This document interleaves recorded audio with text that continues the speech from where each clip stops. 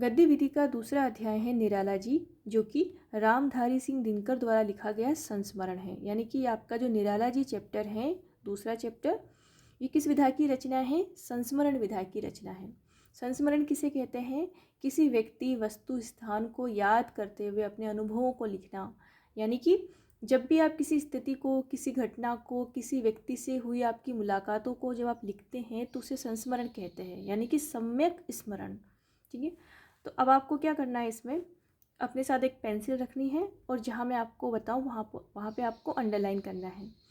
देखिए, सूर्यकांत त्रिपाठी निराला क्या है? सूर्यकांत त्रिपाठी निराला हिंदी साहित्य के बहुत बड़े कवि हैं, उपन्यासकार हैं, अनुवादक हैं, संपादक हैं, कथाकार हैं। इसके अलावा भी सूर्यकांत त्रिपाठी निराला ने बहुत सारी कविताएं लिखी हैं, बहुत सारे पत्रिकाओं का इन्होंने संपादन किया है। सूर्यकांत त्रिपाठी निराला हिंदी साहित्य का जो छायावाद है उसके 4 आधार स्तंभों में से एक माने जाते हैं। और कहने की आवश्यकता नहीं है कि हिंदी साहित्य का ऐसा कोई विद्यार्थी नहीं होगा जो निराला जी को नहीं जानता होगा। तो यहाँ पर क्या है, रामधारी सिंह दिनकर जो कि हिंदी साहित्य के बहुत बड़े कवि, उपन्यासकार, आलोचक, संपादक हैं, इनकी निराला जी से जितनी बार भेंट होती है, मुलाकात होती है, उन अनुभवों को वो अपने इस संस्मरण में लिख रहे हैं। उनकी स्थिति को, उनके बीच में जो वार्तालाप हुई, उन सब चीज़ों को रामधारी सिंह दिनकर जी इस संस्मरण में लिख रहे हैं। तो ये संस्मरण निराला जी से हुई रामधारी सिंह दिनकर की मुलाकात पर आधारित हैं। अपने अनुभवों को लिख रहे हैं, अपने मन की स्थिति, उनके बीच जो वार्तालाप हुई, उन सारी चीज़ों को इस संस्मरण में हम देख सकते हैं। ठीक है, एक संक्षिप्त सा परिचय मैं आपको देना चाहती हूँ कि सूर्यकांत त्रिपाठी जो निराला है, इनका उपनाम है निराला और पूरा नाम इनका क्या है? सूर्यकांत त्रिपाठी निराला। यदि आपको ज्ञात हो तो इनका एक बहुत ही प्रसिद्ध इनकी एक कविता है जो इनकी पुत्री के वियोग में इन्होंने लिखी थी, सरोज स्मृति, जो बहुत ही हृदय ग्राही और हृदय को स्पर्श करने वाली कविता है। और इस कविता के अलावा इन्होंने राम की शक्ति पूजा, तुलसीदास, ऐसी बहुत सारी है ना प्रसिद्ध कविताएं, बहुत सारे इन्होंने अनुवाद किए हैं। और हिंदी साहित्य के छायावाद के 4 प्रमुख आधार स्तंभों में से इनका एक प्रमुख स्थान है। और आपको ज्ञात होगा कि इनका जन्म 1897 में बसंत पंचमी के दिन हुआ था। यानी कि बसंत पंचमी का दिन क्या होता है? सरस्वती की पूजा का दिन होता है, माँ शारदे की पूजा का दिन होता है, इसीलिए इनको शाश्वत पुत्र भी कहा जाता है। और निराला जी जो थे वो छंद मुक्त कविता के जनक माने जाते हैं। इन्होंने जो भी लिखा, ये सारा जो इनका साहित्य है, ये इनके जीवन अनुभवों पर आधारित साहित्य है। किसका? सूर्यकांत त्रिपाठी निराला का। वो तोड़ती पत्थर में क्या है? एक स्त्री का हृदयग्राही चित्रण इन्होंने किया है। इसके अलावा मतवाला पत्रिका के ये संपादक थे। एक तरह से हिंदी साहित्य के चमकते हुए सूर्य के समान हम इनको कह सकते हैं। इनके जीवन अनुभवों को जब हम इनकी कविताओं में देखते हैं, इनके उपन्यास में, इनके गद्य में, हर चीज़ के अंदर एक भिन्न प्रकार का व्यक्तित्व हमें दिखाई देता है। इसके अलावा आज भी हम सूर्यकांत त्रिपाठी निराला को इनके साहित्यिक अवदान के कारण याद करते हैं। इसी प्रकार से भिक्षुक इनकी प्रसिद्ध कविता हैं, जूही की कली इनकी प्रसिद्ध कविता हैं, जागो फिर एक बार, और इसके अलावा बादल राग इनकी क्रांतिकारी कविताएं हैं। समकालीन जो युगीन परिवेश है उस पर आधारित इन्होंने कविताएं लिखी है, अपने जीवन अनुभवों से आधारित इन्होंने कविताएं लिखी हैं। इसीलिए शायद रामविलास शर्मा जी जो थे हिंदी साहित्य के प्रमुख आलोचक, उन्होंने इन्हें महाप्राण कहा है। सूर्यकांत त्रिपाठी निराला का निधन 1961 में हुआ, परंतु आज भी निराला जी हम सबके बीच जीवित है उनके साहित्यिक अवदान के कारण। तो ये एक संक्षिप्त सा परिचय है। अब हम अध्ययन शुरू करते हैं। आज का हमारा जो अध्याय है उसको शुरू करते हैं, जो कि एक संस्मरण है। और किसने लिखा है? रामधारी सिंह दिनकर ने लिखा है। देखिए, पंडित सूर्यकांत त्रिपाठी निराला से मेरी पहली मुलाकात सन 1939 में मुजफ्फरपुर में हुई थी। ठीक है, इनकी पहली मुलाकात कब हुई थी? 1939 में, और कहाँ हुई थी? मुजफ्फरपुर में हुई थी, जब वे सुहृदय संघ के साहित्यिक समारोह में भाग लेने को मुजफ्फरपुर पधारे थे। कौन पधारे थे? निराला जी पधारे थे। वे मुजफ्फरपुर के डाक बंगले में ठहरे हुए थे। जब मैं उनके दर्शन के लिए डाक बंगले गया, वे सभा के लिए तैयार होकर फिटन में बैठ चुके थे। उस समय वे सांचीदार धोती और लंबा कुर्ता पहने हुए थे और उनके बाल करीने से सजे हुए थे। उस दिन निराला जी का चेहरा उनके उस फोटो से मिलता था जो अनामिका में छपा है। जो ही मैंने अपना परिचय दिया, निराला जी ने मेरी बाँह पकड़कर मुझे फिटन में बिठा लिया। फिर बड़ी ही अनौपचारिकता के साथ उन्होंने कहा, आपके बारे में तो मैं वही बात कहूँगा जो बात श्रीमती सरोजनी नायडू ने मेरे बारे में कही थी। जब मिसेज नायडू ने मेरी कविताएं सुनी, उन्होंने कहा था, go on doing the work you are doing for it is very important. यानी जो काम आप कर रहे हैं उसे करते जाइए क्योंकि वह बहुत ही महत्वपूर्ण है। तो यहाँ पर दिनकर जी जो हैं, इनकी निराला जी से पहली मुलाकात कहाँ हुई? मुजफ्फरपुर में हुई थी, जब वह किसी साहित्य समारोह में भाग लेने के लिए जा रहे थे और उन्होंने इस प्रकार की वेशभूषा पहन रखी थी। तो वो सारी चीज़ें यहाँ पर दिनकर जी हमें बता रहे हैं। आगे देखिए, उस दिन सुहृदय संघ की सभा में बोलते हुए निराला जी ने कहा, बिहार के साहित्यिक ये ध्यान रखें कि उनके दोनों ओर के साहित्यकार बड़े प्रबल हैं। दोनों ओर से तात्पर्य मैंने उत्तर प्रदेश और बंगाल से लिया था, और आपने धन्यवाद भाषण में निवेदन किया था कि जहाँ तक बंगाल का सवाल है, उसकी चिंता सभी हिंदी प्रांतों की चिंता मानी जानी चाहिए। लेकिन उत्तर प्रदेश और बिहार के बीच स्पर्धा का भाव मुझे अच्छा नहीं लगता, क्योंकि इन दोनों प्रांतों के साहित्यकार एक ही भाषा के साहित्यकार हैं। ठीक है, तो वहाँ पर जब सभा के अंदर निराला जी बोलते हैं तो उसी बात को यहाँ पर दिनकर जी ने अभिव्यक्त किया है कि भाई बंगाल की जो भाषा है वह तो क्या है, अलग है, जबकि उत्तर प्रदेश और बिहार के अंदर तो स्पर्धा नहीं होनी चाहिए, क्योंकि उत्तर प्रदेश और बिहार की भाषा तो लगभग हिंदी भाषा ही मानी जाती है, यानी कि हिंदी भाषी क्षेत्र हैं उत्तर प्रदेश और बिहार। तो आगे देखिए, मुजफ्फरपुर में सभी साहित्यकार डांग बंगले में निराला जी को घेर कर बैठते थे। इस महफिल में एक बार मैं भी शामिल हुआ था। तो यहाँ पर कहाँ की बात कर रहे हैं? ये मुजफ्फरपुर की, जहाँ पर डांग बंगले में सभी जितने भी साहित्यकार थे वो निराला जी को घेर कर बैठते थे। इस महफिल में निराला जी ने कहा था, मैं विशेषज्ञ को मानता हूँ। अंग्रेजी की कोई चीज़ मेरे सामने आई तो उस पर राय मैं रामविलास की जानना चाहूँगा, और विषय अगर संस्कृत का हुआ तो मैं उसे जानकी वल्लभ की ओर बढ़ा दूँगा। उन दिनों निराला जी की विक्षिप्तता आरंभ हो ही। तो यहाँ पर विक्षिप्तता से क्या मतलब है? यानी कि उनकी जो मानसिक स्थिति थी वो कुछ हम कह सकते हैं कि वो चेतन और अवचेतन के बीच में जो एक दीवार होती है, क्या बोलना है क्या नहीं बोलना है, कभी कभी वो ऐसी बातें करते थे जो अवसर के अनुकूल नहीं होती थी। तो ऐसी स्थिति में उनकी जो स्थिति थी वो ऐसी थी कि सामान्यतः जो सामान्य मनुष्य नहीं करता है, तो कुछ समय के बाद में उनकी इस प्रकार की बातें प्रारंभ हो गई थी। तो विक्षिप्तता स्थिति को वही हम कह सकते हैं। तो ज़्यादातर वे सामान्य ही रहते थे, मगर मुजफ्फरपुर में ही मुझे यह आभास मिल गया था कि कभी सामान्य नहीं रहते। उदाहरणार्थ मुजफ्फरपुर में ही निराला जी ने मुझसे कहा था कि युद्ध आरंभ हो गया है, सरकार मुझे भी पकड़ना चाहती थी, मगर अब वह मुझे पकड़ेगी कैसे? मैं तो कम्युनिस्ट हो गया हूँ। इसी सिलसिले में उन्होंने एक बात और कही जो लिखने लायक नहीं है। तो यहाँ पर भी जो बात निराला जी कर रहे थे, उस बात को सुनकर दिनकर जी को ऐसा आभास हुआ कि जो बात वो कर रहे हैं वो शायद स्थिति के अनुकूल नहीं है, यानी कि जो स्थिति अभी है उससे हटकर वो बात कर रहे हैं। मुजफ्फरपुर में जो कवि सम्मेलन हुआ उससे निराला जी की जी ने कई कविताएं सुनाई, लेकिन उनका सबसे बड़ा उत्साह मैंने कुकुरमुत्ता सुनाते समय देखा था। उस समय निराला जी की कुकुरमुत्ता कविता चर्चा का विषय बनी हुई थी। तो निराला जी की कविता है कौन सी? कुकुरमुत्ता।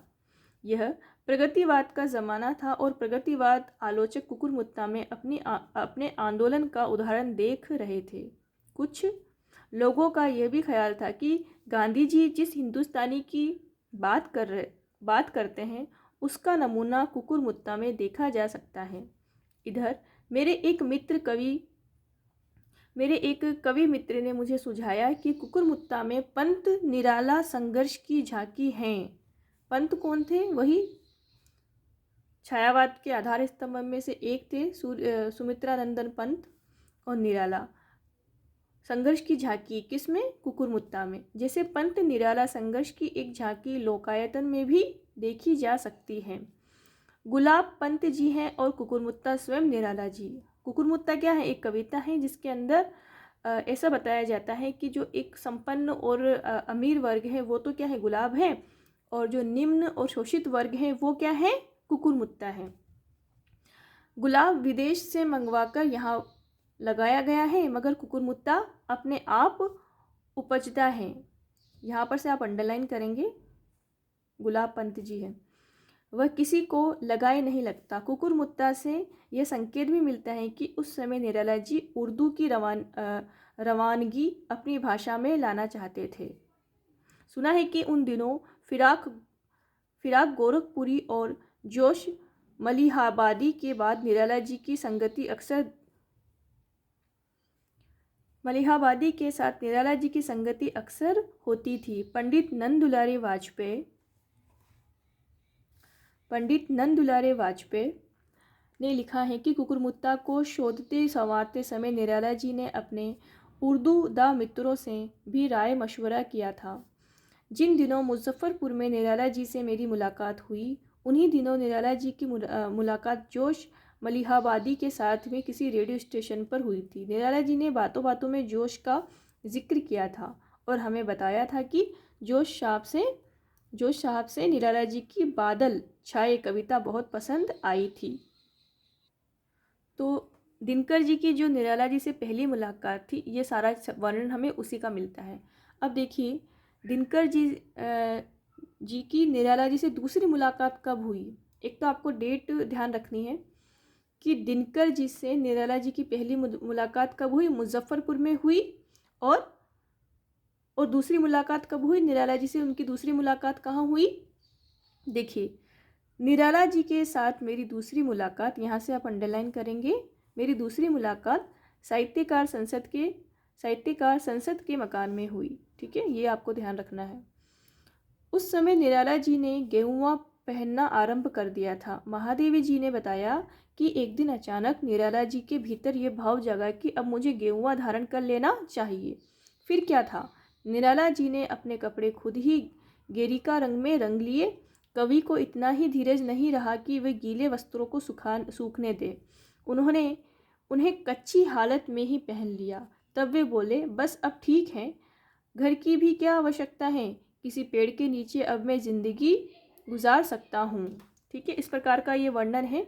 यानी कि जब उनकी दूसरी मुलाकात हुई किससे? निराला जी से, तब उनके अंदर एक और परिवर्तन इनको देखने को मिलता है कि उन्होंने गेहुए रंग के कपड़े पहनना प्रारंभ कर दिया है और वो कहते हैं कि मुझे घर की आवश्यकता नहीं है, अब तो मैं क्या करूँगा, एक सन्यासी की भांति पेड़ के नीचे भी अपना जीवन यापन कर सकता हूँ। देखिए आगे देखिए, अब मुझे साहित्यकार संसद की ओर से कुरुक्षेत्र के लिए पुरस्कार मिला। कुरुक्षेत्र किसकी रचना है? रामधारी सिंह दिनकर की, और उसी रचना पर इनको पुरस्कार मिला।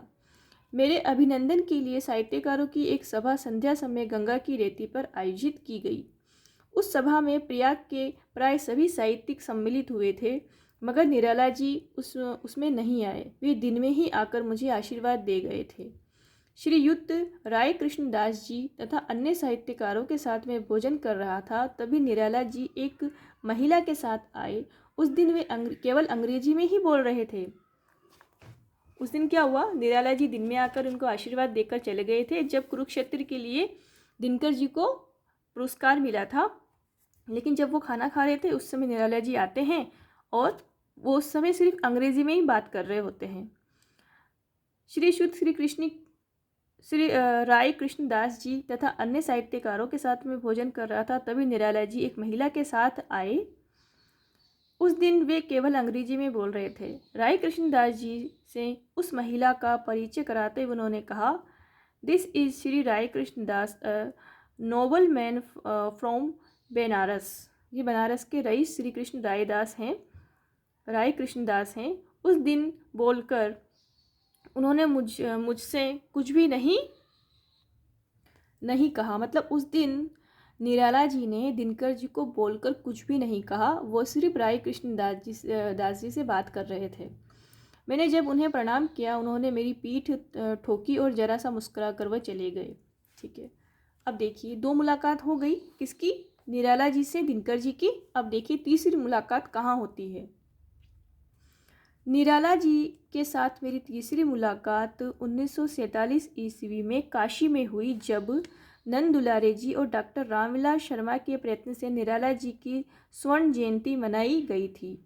ठीक है, ये आपको अंडरलाइन करना है, यहाँ से लेकर और यहाँ तक। उस दिन निराला जी ने हल्के गुलाबी रंग के रेशम का बहुत लंबा कुर्ता पहन रखा था। सिर पर वे साफा भी उसी कपड़े का बांधे हुए थे। शायद उन्होंने जानबूझकर स्वामी विवेकानंद का अनुकरण किया था, क्योंकि उन्हें देखकर स्वामी जी का फोटो मुझे याद आ गया था।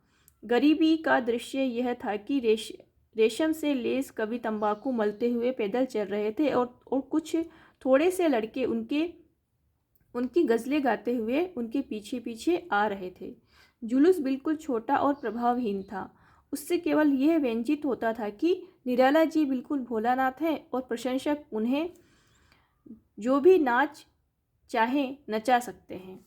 ठीक है, तो इस प्रकार का एक छोटा सा जुलूस भी नहीं कह सकते हैं, कुछ प्रशंसक उनके साथ चल रहे थे और उन्होंने गुलाबी रंग का रेशमी कुर्ता और गुलाबी रंग का उन्होंने साफा बांध रखा था। देखिए आगे देखिए, अब ये तीसरी मुलाकात की बात कर रहे हैं। उसमें क्या था? उनकी जयंती थी। किसकी? निराला जी की स्वर्ण जयंती मना रहे थे वो। जयंती समारोह का उद्घाटन आचार्य नरेंद्र देव ने किया था एवं निराला जी की स्तुति में उस दिन अनेक साहित्यकारों ने खुले कंठ से भाषण किए थे। मेरी इच्छा थी कि बिहार की ओर से आचार्य शिव पूजन सहाय जी बोले, जो सभा में मौजूद थे, किंतु नंद दुलारे जी तथा रामविलास जी की इच्छा हुई कि बिहार की ओर से मुझे ही बोलना चाहिए। मंच काफ़ी बड़ा था, किंतु उस पर कवि अकेले बैठे हुए तंबाकू मल रहे थे। तंबाकू कौन मल रहा था? निराला जी, है ना, अकेले बैठे हुए थे और वो तंबाकू मल रहे थे। भाषण का माइक मंच से नीचे रखा था। मैंने अपने भाषण में जब यह कहा कि रिश्ते में निराला जी प्रगतिवाद और प्रयोगवाद दोनों आंदोलनों के पिता माने जाएंगे, तब निराला जी मंच पर से बोल उठे, तुम जो कह रहे हो वह बात लोग लिखते क्यों नहीं? यानी कि जो बात आप ये कह रहे हो कि प्रगतिवाद और प्रयोगवाद के आंदोलनों के पिता माने जाएंगे, इस बात को लोगों ने लिखा तो कहीं नहीं, बोलने से क्या होगा? इस प्रकार की उन्होंने कहा कि लोग लिखते क्यों नहीं। मैंने मुड़कर निवेदन किया कि लोग लिखेंगे कैसे नहीं, अभी तो आप पर लिखाई शुरू हुई है। यानी कि उन्होंने कहा कि लोग बिल्कुल लिखेंगे, अभी तो आप पे लिखना लोगों ने शुरू किया है। काल क्रम में हर बात लिखी जाएगी, यानी कि काल क्रम में लिखी जाएगी, क्रम से लिखा जाएगा। जवाब तो मैंने दिया, लेकिन मन ही मन निराला जी पर मुझे भक्ति हो आई। जिस निश्चितता के साथ से उन्होंने यह सवाल किया, उस निश्चलता के साथ कोई बच्चा ही बोल सकता है। मतलब बहुत ही भोलेपन के साथ उन्होंने अपनी बात कह दी। देखिए कहीं ना कहीं निराला जी का जो व्यक्तित्व है, निराला जी की जो साहित्यिक अनुभव है और उनका जो साहित्य है वो ऐसा है जो पूरे हिंदी साहित्य में अपना विशिष्ट स्थान रखता है। परंतु क्या होता है कि हर व्यक्ति का या फिर हर कवि का व्यक्तिगत जीवन होता है और व्यक्तिगत जीवन में होने वाली कुछ घटनाएं ऐसी होती हैं जो उसे बहुत अंदर तक प्रभावित करती है। सूर्यकांत त्रिपाठी निराला के जीवन में भी कुछ ऐसी ही घटनाएं घटित होती हैं जो उनके जीवन को बहुत ज़्यादा प्रभावित करती है, उससे उनके साहित्य में वो बात हमें दिखाई देती है, उनके व्यक्तिगत जीवन में हमें वो बात दिखाई देती है। तो वो सारी चीज़ें, यानी कि व्यक्ति का, कवि का, क्योंकि कवि कवि है लेकिन वो एक व्यक्ति है, एक सामाजिक प्राणी है, और उसका उसका खुद का व्यक्तिगत जीवन है। तो जो उसका व्यक्तिगत जीवन है उससे उसका साहित्य प्रभावित होगा।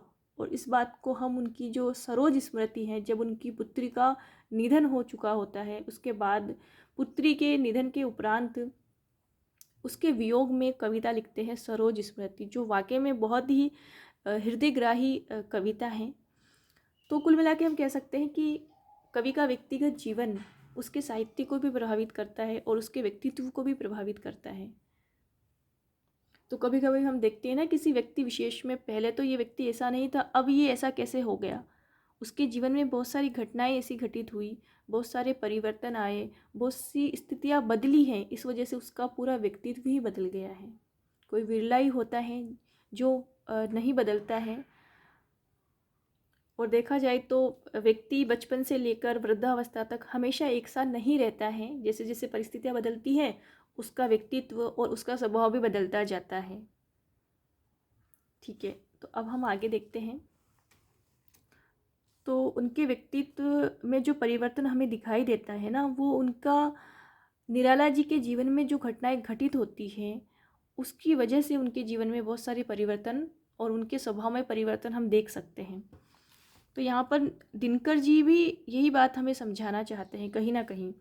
देखिए, अभिनंदन पत्र के अर्पण के साथ निराला जी के हाथ में बांस की एक खोली थी, दी गई। ये कहाँ की बात कर रहे हैं?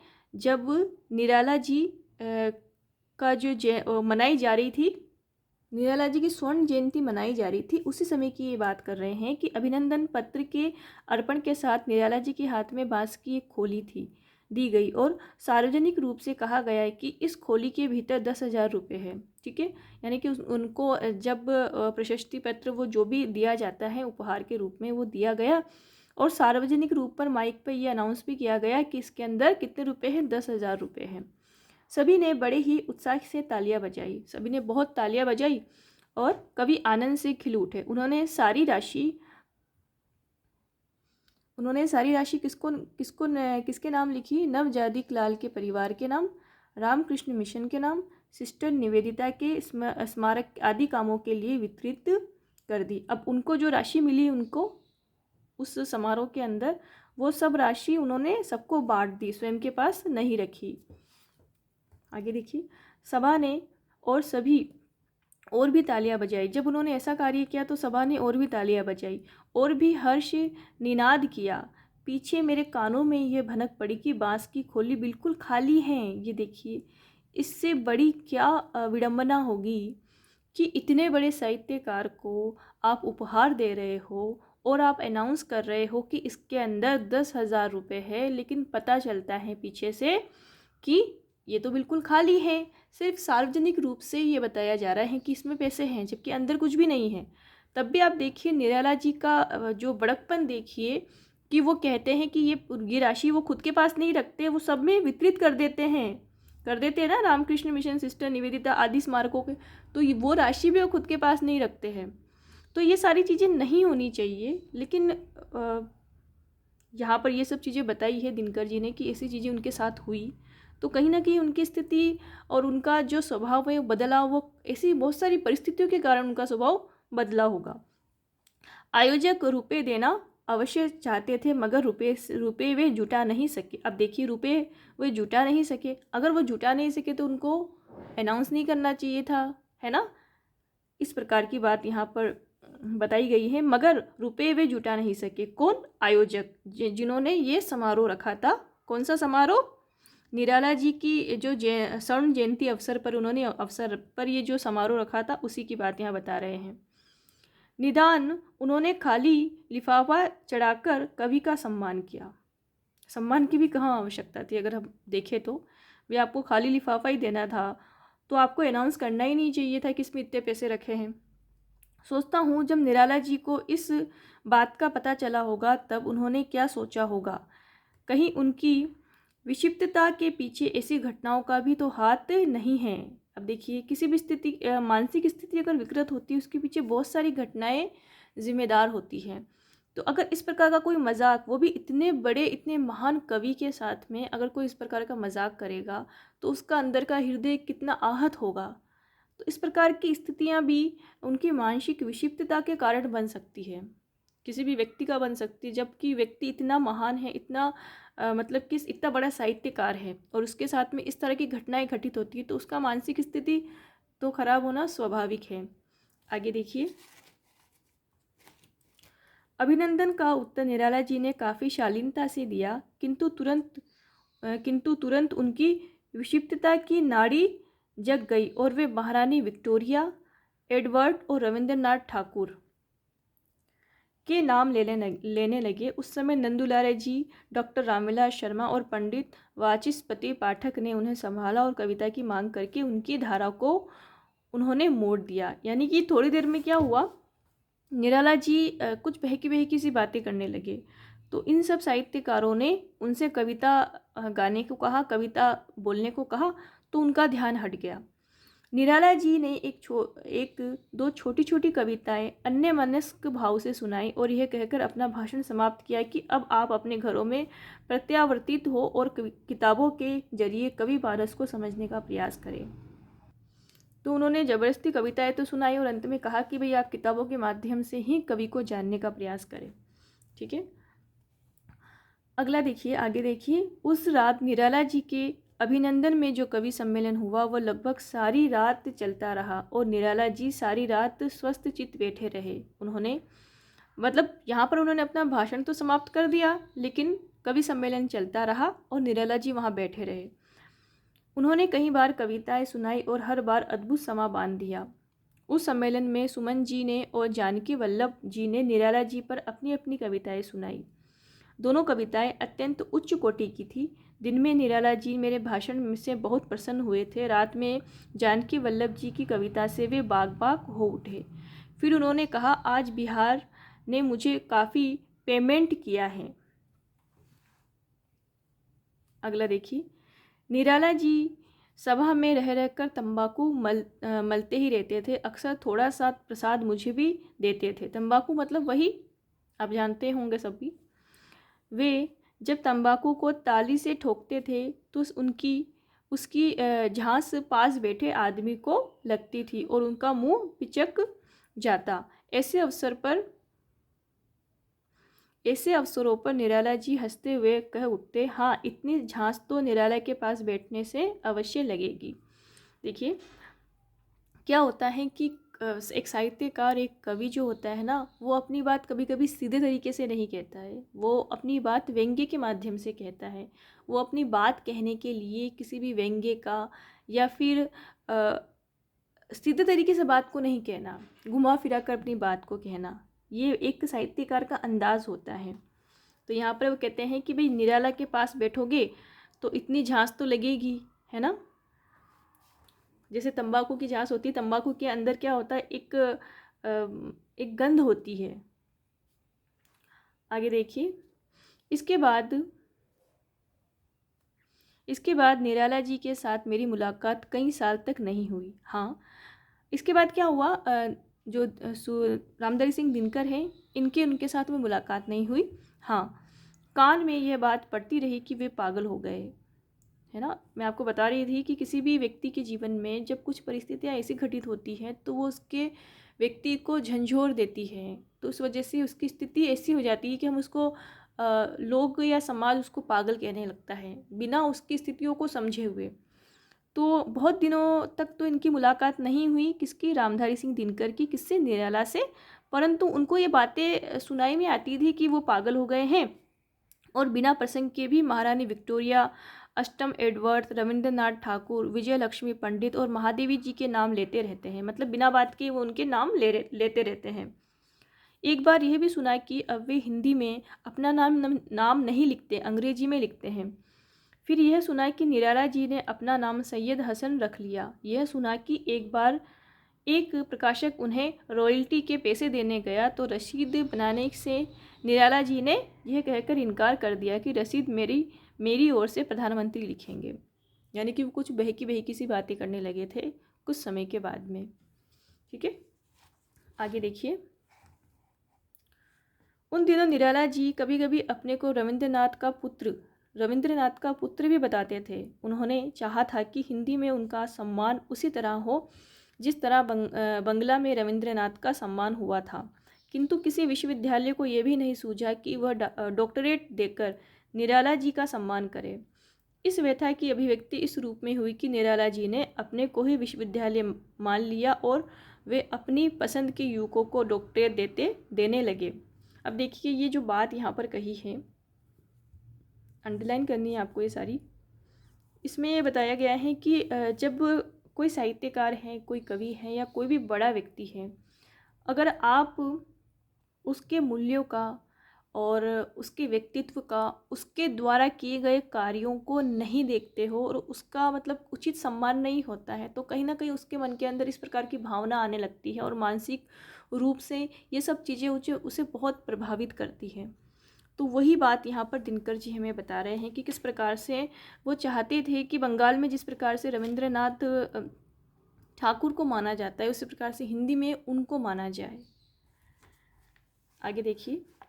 जब कलकत्ते में निराला जी का अभिनंदन हुआ, निराला जी ने अपने कई मित्रों और प्रशंसकों से घेरे कलकत्ता पहुँचे। हावड़ा में उनके स्वागत के लिए साहित्य प्रेमियों की एक बड़ी भीड़ स्टेशन पर आई थी। अपनी विक्षिप्तता की अवस्था में भी निराला जी पंडित वाचस्पति पाठक की बात नहीं टालते थे। वाचस्पति जी ने निराला जी से कह रखा था कि आप मुझसे पूछे बिना कोई काम नहीं कीजिएगा।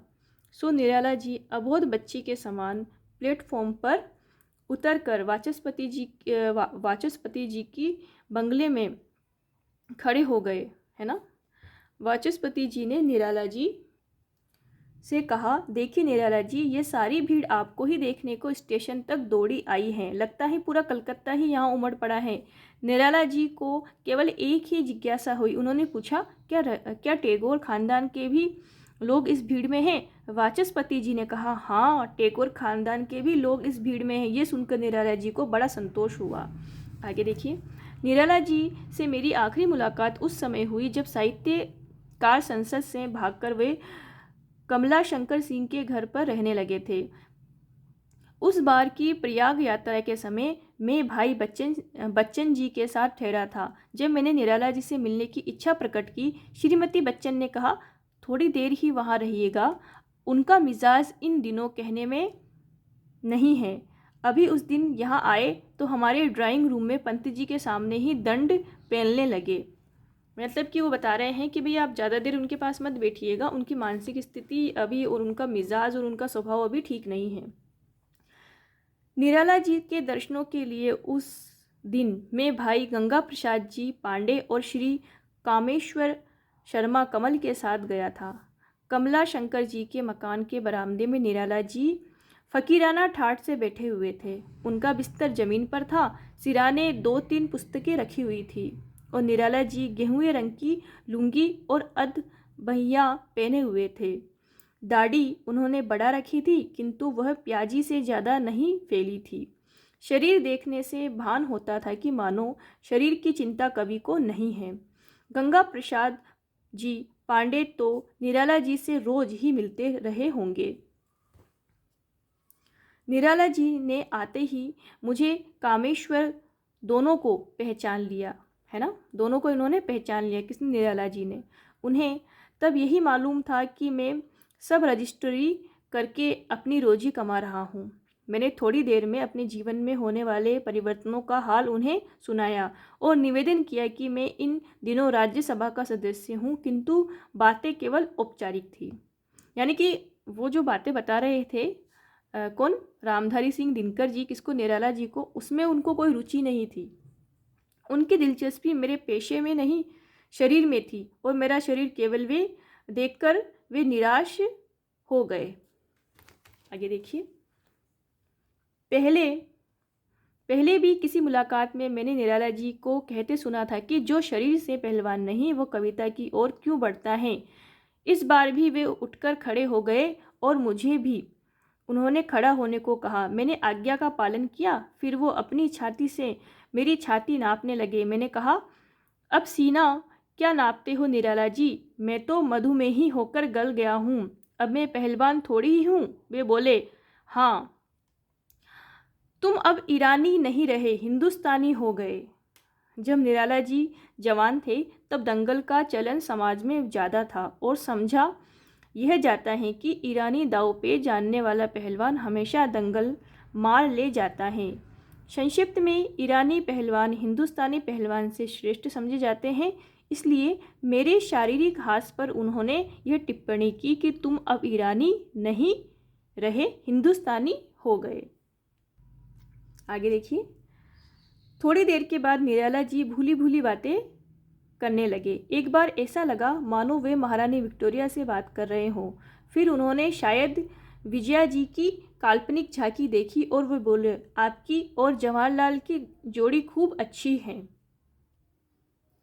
मगर उतनी अच्छी नहीं जितनी अच्छी निराला और महादेवी की जोड़ी है। अच्छा, नमस्कार, अणिमा में आपको मैंने पे किया है। अब देखिए, यहाँ पर जो वो बातें कर रहे हैं वो कुछ बहकी बहकी सी बातें हैं। उनकी मानसिक स्थिति अंतिम समय में ठीक नहीं बताई जाती है। आगे देखिए। इतने में मैंने देखा कि निराला जी के सिराने की ओर ईंट के छोटे छोटे टुकड़े पड़े हुए हैं। मैंने उन टुकड़ों की ओर उंगली उठाकर पूछा, यह क्या कौतूहल है निराला जी? यानी कि आपने ईंटों के टुकड़े क्यों रख रखे हैं अपने सिराने? मेरा प्रश्न सुनकर निराला जी बेहोशी से होश में आ गए। फिर उन्होंने, यहाँ पर आप इसको अंडरलाइन करेंगे, इस वाले पूरे पैराग्राफ को यहाँ से अंडरलाइन करेंगे। फिर उन्होंने जेब में हाथ डालकर और ईंट के कुछ टुकड़े जेब से भी निकाल दिए। यानी कि उनकी जेब में भी टुकड़े थे, उनके सिरहाने भी ईंट के छोटे छोटे टुकड़े रखे हुए थे। फिर एक ढेले को हाथ में लेकर बोले, क्या बोले वो? तुम्हें कुछ भी मालूम नहीं, यहाँ इलाहाबाद के कुत्ते फाड़ डालना चाहते हैं, है ना? यहाँ इलाहाबाद के कुत्ते फाड़ डालना चाहते हैं। उन्हीं को डराने के लिए ढेले रखता हूँ, उन्हें मारना नहीं, सिर्फ डराकर छोड़ देता हूँ। ये बात कौन कहता है? निराला जी कहते हैं। आप अगर आप समझते होंगे इन जो इनडायरेक्टली बातों को तो आप समझ जाएंगे। उस दिन निराला जी ने जो बातें की उन पर मेरी राय यह बनी कि निराला जी के चेतन और अवचेतन के बीच की दीवार टूट गई है। अभी आपको यहाँ तक अंडरलाइन करना है और उसके बाद इसको भी आपको अंडरलाइन करना है। ये लास्ट पैराग्राफ इस आपके चैप्टर का। अवचेतन के बीच की दीवार टूट गई है। स्वप्न में बोलते बोलते वे जागृत अवस्था में चले जाते हैं, आते हैं, और जागृत में बोलते बोलते वे स्वप्न में लौट जाते हैं। उनकी हर बात का कोई ना कोई अर्थ होता था। सही बात है, बिल्कुल। ये वे प्रतीक में बोलते थे। प्रतीक मतलब किसी न किसी चीज़ को वो माध्यम बना के बोलते थे, है ना? उदाहरण देते हुए बोलते थे। अन्योक्ति में अभिव्यक्ति करते थे। रविंद्रनाथ का पुत्र हूँ यह कहकर वे कोई बात करना चाहते थे, और इलाहाबाद के कुत्ते मुझे फाड़ खाएंगे, इस वाक्य का भी कोई अर्थ रहा होगा। कुल मिला के इसको आपको पूरे को अंडरलाइन करना है। ये वाला जो अंतिम आपका है ये भी आपका इम्पोर्टेंट है।